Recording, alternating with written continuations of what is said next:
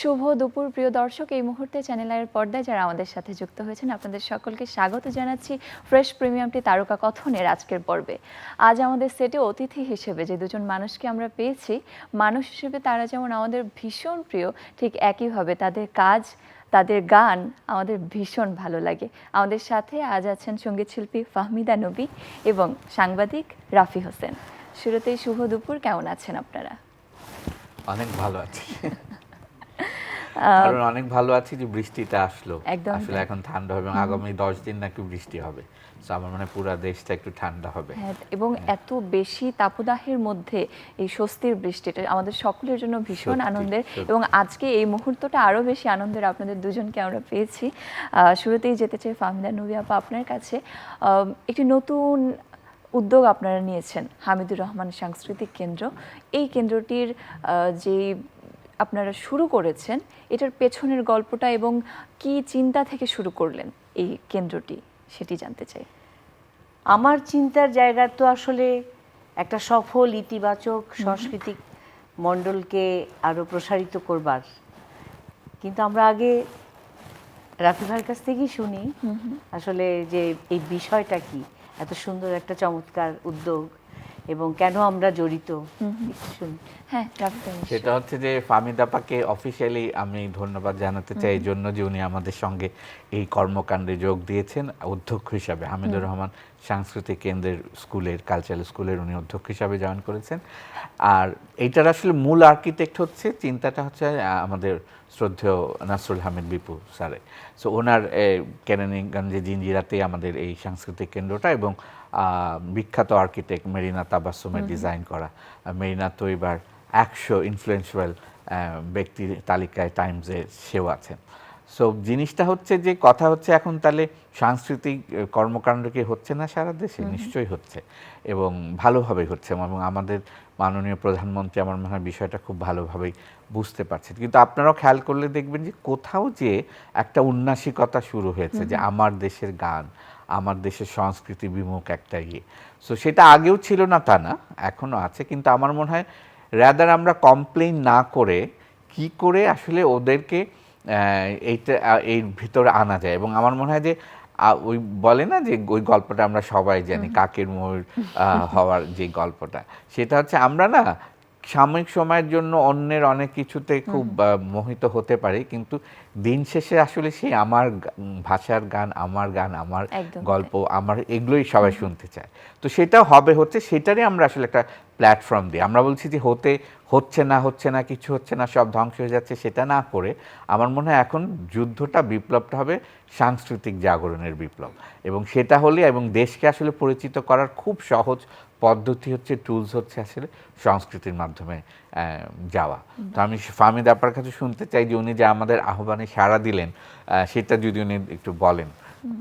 একদমই তাই, এবং এত বছর সঙ্গীতায়নের সাথে যুক্ত থেকে নতুনভাবে নতুন বছরে অধ্যক্ষ হিসেবে যুক্ত হয়েছেন এই সাংস্কৃতিক কেন্দ্রে, তার চিন্তা এবং তার কার্যক্রম সম্পর্কেও জানতে চাইব। আমি ধন্যবাদ জানাতে চাই রাফি হোসেনকে, এবং আমি আসলে আমাদের যে এই হামিদ ফাউন্ডেশনের যে মূল হোতা, ওনার যে চিন্তা, ওনার যে জাগরণের একটা ব্যাপার, আমি বলবো বিপু ভাইয়ের আমি তাকে অনেক সাধুবাদ জানাতে চাই যে আমাদেরকে নিয়ে উনি মার্চ করতে চাচ্ছেন। আমি তো ভাবিনি কখনো যে এরকম একটা সুন্দর উদ্যোগের সঙ্গে থাকতে পারবো। আমি ভেবেছি যে গানের সাথে আছি, কাজ করছি, এইভাবেই জাগরণে থাকি, কিন্তু এটাও কিন্তু একটা বিশাল মাত্রা আমার জন্য যোগ করলো। যে রাফি ভাই যেটা বললো যে কে কি করছে সেটার দিকে না তাকিয়ে আমরা আসলে আমাদের কাজটা করি। তো এখানে শুধু গান নয়, নাচ, ছবি আঁকা, আবৃত্তি, ইংরেজি শেখানো, স্পষ্ট উচ্চারণে কথা বলা, তারপরে তো বোধহয় তবলা থাকবে, ছবি আঁকা, অনেক কিছুই থাকবে, ফটোগ্রাফি থাকছে। যেমন এই যে সামনে একটা কাজ আছে সেটা বলবে। তো আমি এইটার সাথে পুরো অংশ জুড়ে থাকতে পারবো, তার মানে আমারও নিজেরও একটা শিক্ষা হবে যে আমি যেমন ফটোগ্রাফি যারা করবে তাদের কাজটা দেখতে পারবো, এটাও আমিও শিখতে পারবো, কারণ আমি দারুণ অনেক একটা শিখে গেছি। collaboration হচ্ছে আমি সবকিছুর একটা সাথে। অনেক কিছু শিখে গেছি তা নয়, কিন্তু এটাই কিন্তু একটা জাগরণের একটা সুন্দর গল্প, যে আমি যা শিখেছি তা নতুন করে আরো কিছু শেখার আমার সুযোগ হচ্ছে, এবং তাদের সাথে আমার যে গল্পটা বা আমার পথ চলা আমি তাদের মধ্যে ছড়িয়ে দিতে পারবো। দারুণ। সেটা কিন্তু আমার জন্য ভীষণ রকমের একটা আনন্দ বার্তা।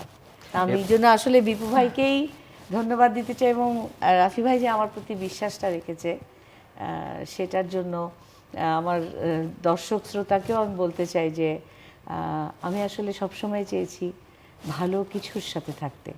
তো আমার মনে হয় যে আমি কিছু চেষ্টা করব। একদমই তাই, এবং আমরা একা চাইলেই তো কোনো কিছু না। পরিবর্তন করতে পারবো না। সকলে মিলে যখন একসাথে হাতে হাত রেখে চেষ্টা করতে থাকবো, তখনই আসলে সাংস্কৃতিক জাগরণটা হয়ে উঠবে। রাফি ভাই, আপনার কাছেই ফিরে যেতে চাই। এই যে আসছে 17 তারিখ আপনাদের একটি ভালো একটি ইভেন্ট হতে যাচ্ছে, এই ইভেন্টটা সম্পর্কে জানতে চাই। এটা আসলে আমরা একা করছি না, এটা হচ্ছে জাপান এম্বাসি আর হামিদুর রহমান সাংস্কৃতিক কেন্দ্র মিলে আমরা করছি। সেটা হচ্ছে জাপান থেকে একটা বিখ্যাত একজন ক্যালিগ্রাফি আর্টিস্ট আসছেন। সো উনি, এটা একটা সুযোগ আমি মনে করি, এবং আজকে এই সুযোগে এই মাধ্যমে, চ্যানেলের মাধ্যমে আমরা বলতেও চাই যারা যারা আগ্রহী তারা যদি আমাদের সঙ্গে যোগাযোগ করেন, তাহলে 17 তারিখ সকাল 10টা থেকে দুপুর 3টা পর্যন্ত হবে। প্রথমে জাপানি যে আর্টিস্ট আছে ওনার একটা পারফরমেন্স আছে, তারপরে আমরা 5টা গ্রুপে ভাগ করে উনি ওয়ার্কশপ করাবেন ক্যালিগ্রাফি। সো আমার মনে হয় যে, এবং এটা ফ্রি, তো এইটা যারা আগ্রহী আছে তারা আমি মনে করি সবাই আসতে পারেন আমাদের সঙ্গে যোগাযোগ করলে। যদিও খুব লিমিটেড একটা আয়োজন, ব্যাপক করা যাচ্ছে না, ভিতু ওয়ার্কশপের ব্যাপার। উনি প্রতি গ্রুপে 20 জন করে যাচ্ছেন, তো আমরা 5টা গ্রুপে এরকম ভাগ করে করাচ্ছি। তো আমার মনে হয় এরকম ফাহমিদা আপা যেরকম বললেন যে শুধু মানে আসলে আমরা যেটা বলি যে স্কাই ইজ দ্য লিমিট সংস্কৃতির। আমার কালকে যদি আমি দেখি যে আমার জিঞ্জিরায় ফ্রেঞ্চ শিখতে চায়, ইভেন জাপানিও শিখতে চায় ভাষা, সো আমরা কিন্তু সেটার আয়োজন করব। আমরা একটা মুক্ত পরিবেশ দিতে চাই আসলে। দারুণ, হামিদি, খুবই ভালো। এই মুহূর্তে চ্যানেলের পর্দায় যারা আমাদেরকে দেখছেন, দর্শকদের পক্ষ থেকে যদি জিজ্ঞেস করি, যারা যুক্ত হতে চাই এত দারুণ একটি আয়োজনে, যোগাযোগ কিভাবে করতে পারে? আমাদের ফোন নাম্বারটা আমরা দিয়ে দিতে পারি। এছাড়া আমাদের ফেসবুক পেজ আছে, যেটা হামিদুর রহমান সাংস্কৃতিক কেন্দ্র কালচারাল সেন্টারে, সেখানে যেয়ে আমাদের সঙ্গে ফোনের মাধ্যমে যোগাযোগ করে একটা ছোট্ট ইন্টারভিউ আছে, সেটা দিয়ে নিয়ে নেব।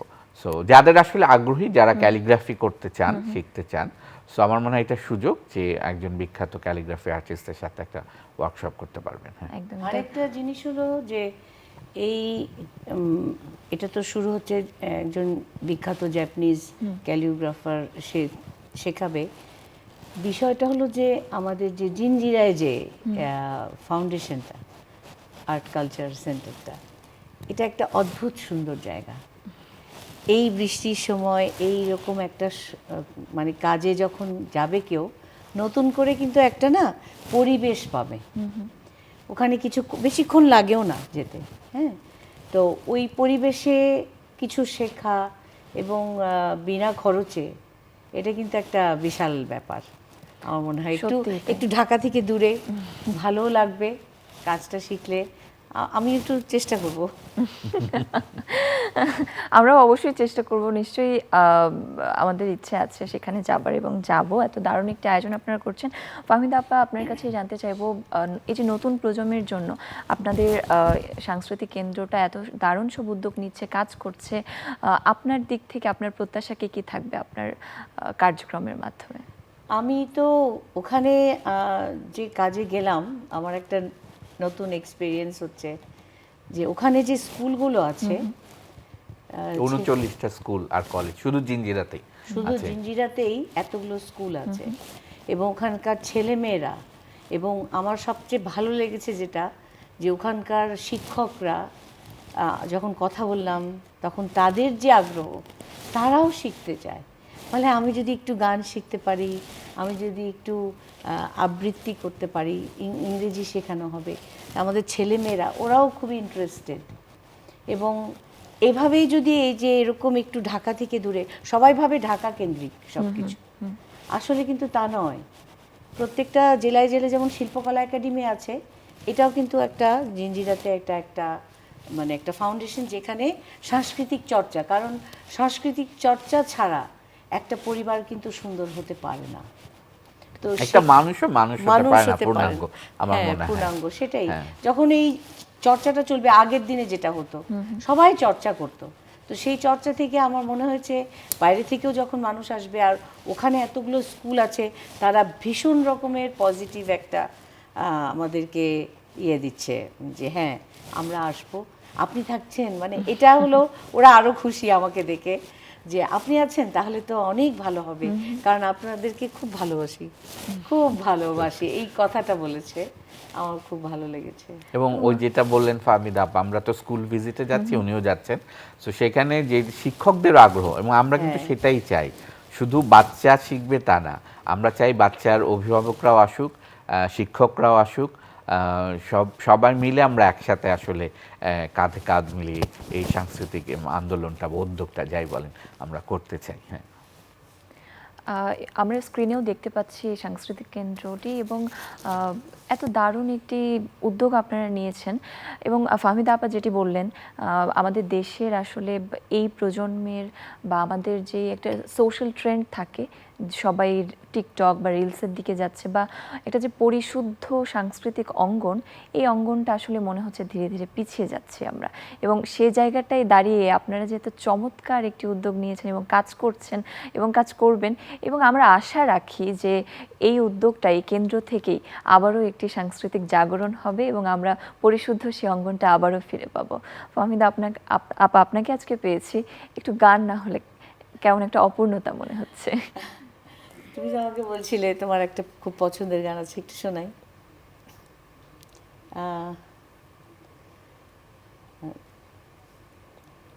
কোন গানটা? আমারও যে একলা লাগে নাকি? একটু যদি তাকো তুমি। আসবে বলে ওই যে দেখো মেঘেরা দাঁড়িয়ে, আকাশটাকে দেখে চলো মেঘটাকে তাড়িয়ে, মেঘের মতন হাঁটবো দুজন, হাত কেন রাখছো না, আকাশ খুলে বসে আছি তাও কেন দেখছো না, একটু যদি তাকাও তুমি মেঘগুলো হয় সোনা, আকাশ খুলে বসে আছি তাও কেন দেখছো না, একই আকাশ মাথার ওপর, এক কেন ভাবছো না, আকাশ খুলে বসে আছি তাও কেন দেখছো না। চমৎকার, আবার মুগ্ধ হয়ে শুনলাম। গান শুনতে শুনতে মনে হলো আজ আমাদের দেশের বিশিষ্ট সঙ্গীত শিল্পী সুবীর নন্দীর মৃত্যুবার্ষিকী। তার মৃত্যুবার্ষিকী চ্যানেল আই পরিবারের পক্ষ থেকে তার প্রতি গভীর শ্রদ্ধা এবং তার স্মৃতির স্মরণে আমরা স্ক্রিনে একটু দেখে আসি। দিন যায়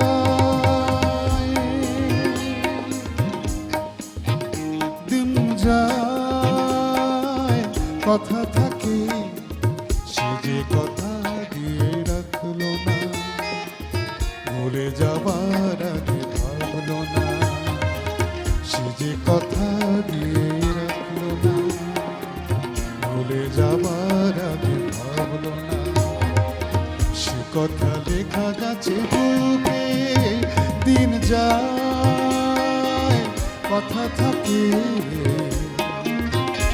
দিন যায়।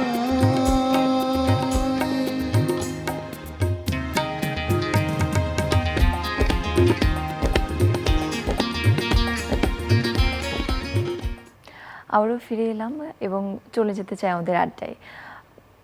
হামিদুর রহমান সাংস্কৃতিক কেন্দ্র, কেন্দ্রটির অবশ্যই বিভিন্ন ধরনের কার্যক্রম তো আছেই, সাথে করে একটা দূরদর্শী চিন্তাভাবনাও আছে, সেগুলো শুনবো। তার আগে সুবীর নন্দী সম্পর্কে ফাহমিদা আপা আপনার কাছেই জানতে চাই। সুবীর কাকা আসলে আমার বাবার মতো, আমাদের সাথে সেই যে ছোটোবেলাতে যখন উনি ইন্ডাস্ট্রিতে আসলেন, সবাই কিন্তু আমাদের বাসাতেই আসে প্রথমে। তো সেই সুবীর কাকাকে দেখেছি যখন সিলেট থেকে আসে, তখন আমাদের বাসায় আসে। আমার বাবার ভক্ত অনেক, উনি কিন্তু আমার বাবার গানগুলো দিয়ে একটা অ্যালবামও করেছেন। তো কাকা সবসময় আমাদেরকে বেটি বেটি বলতো, মা মা, আমাদের দুই বোনকে ভীষণ আদর করতো। এবং কাকার সাথে আমি একটা অনুষ্ঠান উপস্থাপনা করতাম, ওটা কিন্তু ওনার বলতে গেলে একটা শেষ অনুষ্ঠান ছিল, যে ওনাকে নিয়ে একা অনুষ্ঠানটা করেছিলাম। এবং বারবারই উনি বলছিলেন যে আমি চাই যে আমার মৃত্যুর পরে আমাকে সবাই মনে রাখুক। আমি মনে রাখার জন্য মনে রাখাটাকেই আসলে ভালোবাসি। আমি এমন কিছু কাজ করতে চাই না যেটাতে আমাকে মানুষ মনে রাখবে না।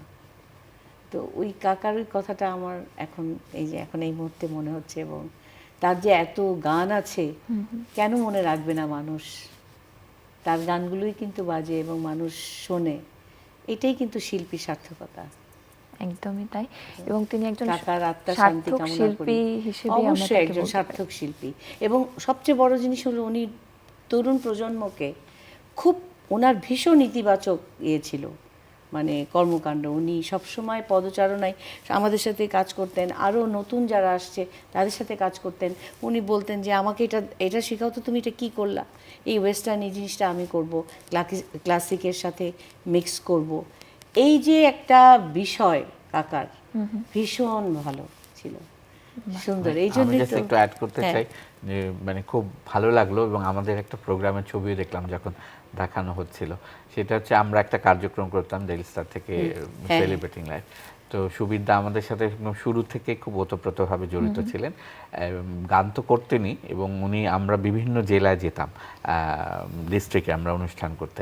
সবসময় আমি ভেবেছি যে সব কিছু আসলে শুধু ঢাকা কেন্দ্রিক হলে হবে না, মূল প্রোগ্রামটা ঢাকাতেই হতো, কিন্তু আমরা আবার সব জেলাতে এই 64টা ডিস্ট্রিক্টে আমরা সারা বছর ব্যাপী আমরা ট্যুর করতাম। তো সুবিধা এরকম প্রচুর প্রোগ্রামে আমাদের সঙ্গে গেছেন, প্রচুর স্মৃতি। এবং রফিক ভাই, যে রফিকুজ্জামান, একটা প্রোগ্রাম স্মৃতি আমার খুব মনে পড়ছে, আমরা পাবনা এডওয়ার্ড কলেজে গেছি। সো ওদের একটা বড় একটা রুম আছে, হল রুম, যেখানে করে, কিন্তু কোনো এসি নাই, কিছু নাই। তো আমরা যেখানে গেছি সেদিন আমরা স্কুল, যেহেতু স্কুল কলেজের প্রোগ্রাম, তো ওরা বললো যে সকালেই করতে হবে, বিকেলে থাকে না, সন্ধ্যায় সব চলে যায়, বাড়ি চলে যায়। তো সেখানেই করলাম। এত গরম সেদিন, মানে এরকম গরম মতো হয়েছিল। এবং সুবিধা ঘামতে ঘামতে শেষ, এবং কোন সেই ফ্যান সবগুলো কাজ করছে না। তো মানে দাদার শরীরটা খারাপ হয়ে গেল। তো দাদাকে আমি বললাম যে থাক, বাদ দিই দাদা, কিছু না, আমরা গল্প টল্প করে শেষ করবো। না, রাফি আমাকে জাস্ট একটু সময় দেন। তারপরে উনি টানা মনে হয় 3টা পর্যন্ত উনি হ্যাঁ, এবং হলে একদম তিল পরিমাণ জায়গা নাই যে কেউ দাঁড়াতে পারে, মানে ভিড়ে একদম ঠাসা। তারপরে মাঠ, ওই হলটার পরে তারপরে মাঠ, জানলা দরজা খুলে দিয়েছি সব। এবং খুব সুন্দর আমার চমৎকার এই সঙ্গীত নিয়ে এই কি করে উনি আসলেন, হলেন। রফিক ভাই মূলত সঞ্চালনাটা করেছিলেন। সো আজকে মনে পড়ে গেল। এবং সে একটা ছবি দেখলাম, সবুজ পাঞ্জাবি পরা যে ছবিটা, সেটা আমাদের এই প্রোগ্রামের তোলা একটা ছবি। খুবই শ্রদ্ধা, সুবিধার প্রতি ভালোবাসা। সুবিধা আমার মনে হয় যে এরকম ক্ষণজন্মা শিল্পী আমাদের সংস্কৃতি যতদিন টিকে থাকবে, সুবিধাদের নাম টিকে থাকবে। একদমই তাই। এবং আমরা জানি আপনি দ্য ডেইলি স্টারে সেলিব্রিটিদের নিয়ে, সঙ্গীত শিল্পীদেরকে নিয়ে চমৎকার সব একটি সেলিব্রেটিং লাইফ একটি প্রজেক্ট আপনি রান করেছেন, সেই গল্পটাও শুনবো। তবে তার আগে সুবিধার স্মরণে আরও একবার স্ক্রিন থেকে আমরা দেখে আসি। পৃথিবীতে প্রেম বলে কিছু নেই, প্রেম বলে কিছু নেই, বন্ধু হতে চেয়ে তোমার শত্রু বলে গণ্য হলো।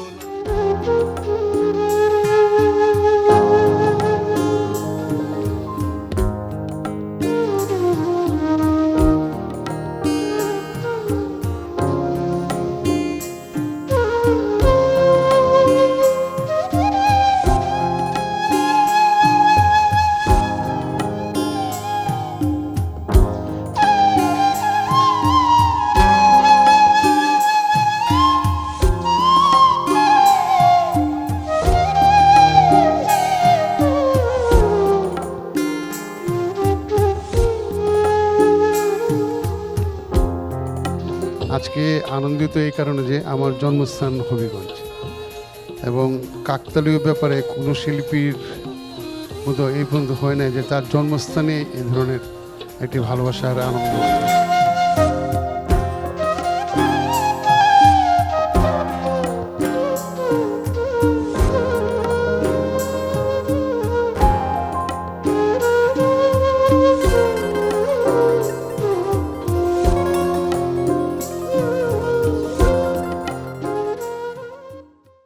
দর্শক, চ্যানেল আই আর্কাইভ থেকে তার বিভিন্ন সময়ের গাওয়া গান এবং উপস্থাপনা, বিভিন্ন কাজ নিয়ে করা একটি ভিডিও আমরা দেখলাম।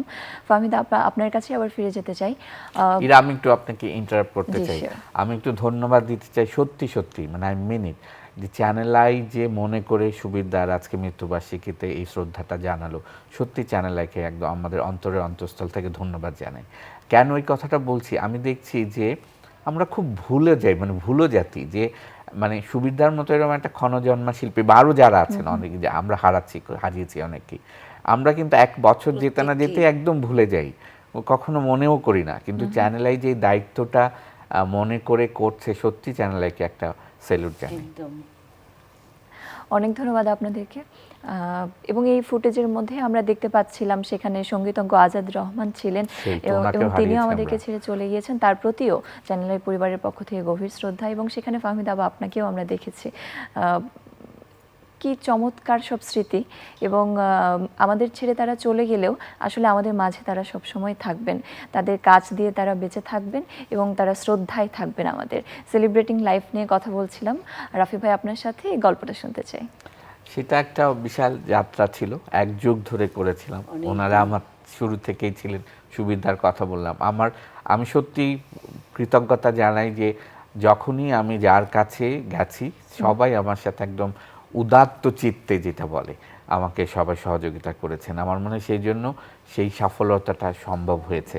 এবং যেটা আমি বলেছি যে আমি খুব বিশ্বাস করি যে বিপু ভাইয়ের এই জিনিসটা, প্রজেক্টে আমি কেন খুব আগ্রহ নিয়ে করছি, এবং এটাকে আমি কোনো চাকরি বা কাজ হিসাবে দেখি না। এটা আমি মনে করি এটা আমি এটাকে বিলং করি, এবং আমি মনে করি যখন যে কেউ যেই কাজটা ভালোবেসে করবে তখন সেটা হবে। কেরানীগঞ্জের মানুষজন, জিঞ্জিরার, এটা কোনো আমি নেগেটিভলি বলছি না, তারা বেশ ব্যবসায়ী, ওটার জায়গাটা হচ্ছে ব্যবসায়ী। বাচ্চারা যখন থেকে বুদ্ধি হয় তখন থেকে তারা কোনো না কোনো ব্যবসার সাথে জড়িত হয়ে পড়ে। সেইখানে আর্ট কালচারের এই আন্দোলনটা হয়তো বা একটু বেগ পেতে হতে পারে, কিন্তু আমার মনে হচ্ছে সেই কথাটা ঠিক না। এটা আমি যখন এই ভাবছিলাম, যখন আমরা যাচ্ছি, আমি দাপা হয়তো বা অ্যাড করতে পারবে সেটা একটু আগে বলেওছেন, আমরা কিন্তু বিভিন্ন স্কুলে যাচ্ছি। শুধু জিঞ্জিরাতেই 39টা স্কুল আছে, আর বিপু ভাই দিয়ে 5টা আরও ইউনিয়ন, সেগুলো তো সব আরও বড়। আমরা আগে জিঞ্জিরাটাই কভার করছি। তো সেইখানে দেখেছি ছেলে মেয়েদের এবং শিক্ষকদের, যেটা খুব ভালো লেগেছে, যে খুবই আগ্রহ দেখছে। আমার মনে হয় যে জায়গাটা যদি দেই তাহলেই কিন্তু আসলে বলা যায়, রাদার কিছুই হচ্ছে না, এই ধ্বংস হয়ে যাচ্ছে, সব উচ্ছনে যাচ্ছে, সেরকম। তো সেলিব্রেটিং লাইফে সেরকমই একটা উদ্যোগ থেকে করা হয়েছিল। আমরা গানের লেখা, মানে গীতি কবিদের এক প্রতিযোগিতা হতো, ফটোগ্রাফির হতো, এবং ছবি যারা বানায়। এবং খুব জেনে ভালো লাগবে আপনাদের যে আজকে যারা বিশ্ব চলচ্চিত্র দরবারে যেই ছেলেমেয়েগুলোর নাম দেখছেন, সেই ছেলেমেয়েগুলোর 80% আমার সেই চলচ্চিত্রের কথা যখন উঠলো, তখন আমরা জানি আপনি কান ফেস্টিভ্যালেও যাচ্ছেন, সেটি সম্পর্কেও জানতে চাই। কান ফেস্টিভ্যাল আপনারা তো জানেন যে এটা, যদি আমরা বলি চলচ্চিত্রের এটা তীর্থস্থান, একদম। এবং সারা পৃথিবী থেকে, মানে সব ফ্র্যাটার্নিটির, মানে শুধু যারা ছবি বানায় বা অভিনয় করে তারা না, সাংবাদিক বলেন, রাইটার্স, প্রডিউসার, ডিস্ট্রিবিউটার, মানে সবচেয়ে মনে এত বড় হাব বা মেলা আর কোথাও হয় না। অন্যরা সবাই অনেকেই করছে, তো সেটা, এবং সেটা তো আসলে এখন মানে 78 বছর হয়ে যাচ্ছে, এবার বোধহয় 39তম। তো সেইটা আছে। এবং আমার যখন যাই, আমি 2011-তে আমি প্রথম যাই, তখন থেকে আমার মনে হয়েছে যে এটা একরকম না, নিজেকে নিজে ট্রিট দেওয়ার মতো। মানে আমার মনে হয়েছে আমি যতদিন পর্যন্ত চলাফেরায় সক্ষম থাকবো, সো ওদের নিমন্ত্রণ না পেলে তো যাওয়া যায় না, তো আমি যাব। সো যদিও এখন আমি ডেইলি স্টার ছেড়ে দিয়েছি, ফুল টাইম করছি না, বাট আমি ফ্রিল্যান্সিং কাজ করি, যারা বলে লিখতে তাদের জন্য করি, ডেইলি স্টারের জন্য করি। তো সেইটা ডেইলি স্টারে যাবে লেখা। তো সেইটা আমার মনে হয় যে শুধু বড় বড় পৃথিবী বিখ্যাত সেলিব্রিটিদের দেখার সুযোগ কাছে থেকে সেটা না। আমার মনে হয় যে ছবিগুলো হয় এবং ছিঁড়ে ফেলে, আপনি সকালবেলা যেটা হয়, সকালবেলার ছবিটা প্রথম শোটা খুব আর্লি মর্নিংয়ে হয়, সেটা হয় শুধু সাংবাদিকদের জন্য। আচ্ছা, তারপরে হয় কি 11টার দিকে একটা প্রেস মিট হয়, সেই যেই ছবিটা দেখানো হলো সেইটা কলাকুশলী এবং আর্টিস্টদের নিয়ে। সেখানে আপনি দেখবেন, সেখানে আপনি জাস্ট ইউ নেম ইট, কে না, এবং সবাই আসে সেখানে ছিঁড়ে ফেলছে, হ্যাঁ, যে কেন এটা হলো, কেন এটা হলো না, মানে আমরা হয় না যে ভাবি যে এভাবে বলবো, ওনারা কিন্তু জানেন রাগ হচ্ছে না, সবচেয়ে ভালো লাগে কি জানেন, এই যে নিতে পারা, এটা যে একটা আর্ট, ক্রিটিসিজম নিতে পারাটা, হ্যাঁ, আপনার ভালো নাই লাগতে পারে, আপনার শিল্প যেমন আপনি নিজে যেভাবে ইচ্ছা আপনি একটা বানাতে পারেন, আবার দর্শকদেরও কিন্তু অধিকার আছে সেটা গ্রহণ করা বা বর্জন করা। একদম। তো সেইটা করে, এবং দেখি যে সেই কনভারসেশনটা যে খুব সুন্দরভাবে যে উত্তর দেয়, মানে এটা এই না যে আমি নিকোল কিডম্যান জন্য আমি রেগে যাব, কেন আপনি এভাবে বললেন, সেটা না। সো সেইটা আমার মনে হয় খুব বড় শিক্ষা। আমাদের এখানে হয় যে সম্পর্ক নষ্ট হয়ে যায়, সাংবাদিকতায় দেখেছি, যদি ধরেন ক্রিটিসিজম করলাম একটা যে ওর গানটা ভালো, এই গানটা ভালো হলো না, তার মানে উনি খারাপ গাইছে তা না, কোনো কারণে বা কোন সিনেমাটা ভালো হলো না, বা এই জায়গাটা ভালো হলো না, এই জায়গাটা হয়তো বা, সেটা একান্তই আমার মত, সেটা উনি নিতেও পারে, উনি নাও নিতে পারে। কিন্তু আমাদের এখানে দেখা যায় কি সম্পর্কটাই নষ্ট হয়ে যায়, যে সে আপনার সাথে আর কোনো যোগাযোগই করবে না, বা আপনাকে আর সেইটা, কিন্তু সেখানে তারা ক্রিটিসিজমটাকে খুব দারুণভাবে ভীষণভাবে, আমার মানে এই জন্যই কানকে নিয়ে এখন পর্যন্ত কোনো প্রশ্নও নাই যে নেপোটিজম বলেন বা কোনো ছবিকে নিয়ে কেউ বলবে না কোনো বছর যে না এবার rest of the world, even আপনার অস্কার নিয়েও শুনি আমরা, তাই না, যে এবার ঠিক হয়নি, যাই হোক, বা পার্সিয়ালিটি হয়েছে, কিন্তু কানই কিন্তু আপনি এই পর্যন্ত কখনোই আপনি শুনবেন না। তো সেই জন্যই আমার মনে হয় কান ইজ দ্য বেস্ট। এবং আমরা জানি এই কানস এই ফেস্টিভ্যালে আমাদের বাংলাদেশের যারা ডিরেক্টর আছে, প্রোডিউসার আছে, বাংলাদেশের কিছু কাজও কিন্তু সেখানে যাচ্ছে, এবং দারুণ একটি গ্লোবালাইজেশনও আমরা দেখতে পাচ্ছি এখানে। এবং সাদের কথা যেটা বললাম, যে সাদের ছবি গেল রেহানা মারিয়াম 2 বছর আগে, এবং যেটা বললাম একটু আগে যে আমাদের সেলিব্রেটিং লাইফের কিন্তু সাদ প্রথম পুরস্কৃত হয়, তখন সে ইউনিভার্সিটিতে পড়ে স্টুডেন্ট, 2008 সালে। সো আমার খুব মানে আই ফিল প্রাউড যে, এবং বাংলাদেশ খুব নাটকীয়ভাবে ঘটনাটা ঘটেছে, বাংলাদেশের স্বাধীনতার 50 বছরে কিন্তু এসে প্রথম বাংলাদেশি কোনো ছবি এই কানস ফিল্ম ফেস্টিভ্যালে মেজর একটা সেগমেন্টে শাখায় সিলেক্টেড হলো, এবং ভীষণভাবে প্রশংসিত হয়েছে। এবং বাঁধন তো আমার মনে হয় বাঁধনের নতুন বাঁধনকে আমরা পেলাম এরপর থেকে। একদমই তাই। এবং কানস ফেস্টিভ্যালে এবার যখন জয়েন করে আপনি ফেরত আসবেন, আবারও আপনার সাথে এ সংক্রান্ত ব্যাপারে কথা হবে। ফিরে যাচ্ছি ফাহমিদা আপু আপনার কাছে। এই যে বাংলাদেশের চলচ্চিত্র জয় জয়কার হচ্ছে, এই বিষয়ে আপনার যদি কোনো প্রত্যাশাও থেকে থাকে সেটিও জানতে চাই। প্রত্যাশা আসলে ওই যে আমাদের জাগরণে থাকতে হবে, কারণ অনেকেই সমালোচনা নিতে পারে না, কিন্তু আমাদেরকে দিয়ে আমরা নিজেরাই যদি সেই আন্দোলনে আমরা একটা জায়গা তৈরি করি, মানে কাজ করে যাই নীরবে, তাহলেই কিন্তু এই ছবিগুলো আরও বেশি বেশি মানুষের কাছে গ্রহণযোগ্যতা অর্জন করবে। বিদেশিরা খুব ভালো কিছু দেখতে চায়, এবং খুবই টেম্পারটা, মানে একটা ছবির যে টেম্পার থাকে, একটা সময়কে গ্রিপে নেওয়া, 5 মিনিটের মধ্যে একটা সেন্স ঢুকানো, খুবই শর্ট ফর্মে সেটা মানুষের কাছে চলে যাবে। কারণ আমি যখন নিজেকে তৈরি করব এগুলো সমালোচনা থেকে, আর একটু নিজেকে, আর বয়সের সাথে সাথে মানুষের তো এক্সপিরিয়েন্সও বাড়তে থাকে, সুতরাং আরও ভালো কিছু হবে। আমার মনে হয় যে যেভাবে আগাচ্ছে সুন্দর হবে, ভালো। আপনার একটি কারিগরি প্রতিষ্ঠানও আছে, সেখান থেকে আমরা কি কি পাচ্ছি? আমার কারিগরি স্টুডেন্টদের একটা অ্যালবাম আসছে, সেইখানে সুরকার এবং গীতিকার হিসাবে আমি নিজেই সব গানগুলো লিখেছি এবং সুর করে ওদেরকে দিয়ে গাইয়েছি। এবং আমি রাফি ভাইয়ের কাছে খুবই কৃতজ্ঞ যে সেলিব্রেটিং লাইফে যে আমি এত গান সুর করেছি, সেটা কিন্তু ওনার একটা বিশাল ভূমিকা যে আপনি করেন। এবং আমি প্রায় 30টা দেশের গান করতে পেরেছি রাফি ভাইয়ের কারণে, যে বিশ্বাসটা রাখা যে আপনি পারবেন। কারণ দেশের গান নানান বিষয় নিয়ে, তারপরে হ্যাঁ সবই তো দেশের গান ছিল, দেশকে মানে দেশের ঐতিহ্য, দেশের সব কিছু নিয়ে প্রকৃতি নিয়ে, কখনো ঐতিহ্য নিয়ে, লোকজ ইয়ে নিয়ে, অনেক কিছু নিয়ে।